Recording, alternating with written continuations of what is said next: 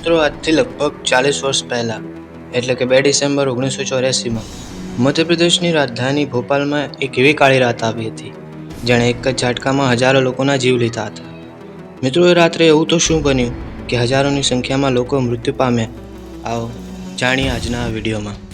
મિત્રો, union carbide limited નામની એક અમેરિકન કંપની જે રસાયણો અને પેટ્રોકેમિકલ્સનું ઉત્પાદન કરતી હતી, તેણે ભોપાલમાં પોતાની કંપની UCIL એટલે કે યુનિયન કાર્બાઇડ ઇન્ડિયન લિમિટેડ નામે સ્થાપી.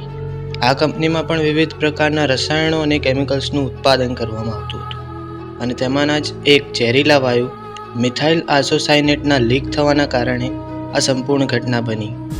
એમાં બની એવું કે 2 ડિસેમ્બર 1984ની રાત્રે લગભગ 10 વાગ્યાની આસપાસ ટેન્ક નંબર 610માં રહેલા મિથાઇલ આઇસોસાયનેટ વાયુનું પાણી સાથે મિશ્રણ થયું. પાણી સાથે મિશ્રણ થતાં એક રાસાયણિક પ્રક્રિયા થઈ અને ટેન્કમાં દબાણ ઉદ્ભવ્યું અને ભારે દબાણના કારણે ટેન્ક ખુલી ગયો અને લગભગ 40 ટન મિથાઇલ આઇસોસાયનેટ વાયુ લીક થઈ ગયું.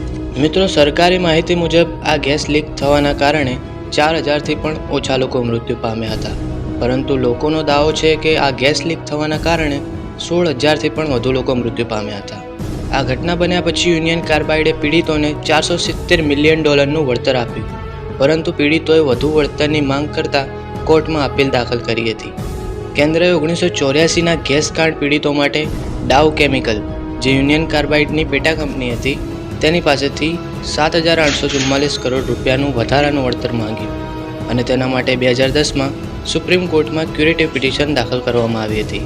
તેના પર 14 માર્ચ 2023ના રોજ સુપ્રીમ કોર્ટે ભોપાલ ગેસ કાંડના પીડિતોના વળતરમાં વધારો કરવાની કેન્દ્ર સરકારની ક્યુરેટિવ પિટિશનને ફગાવી દીધી હતી.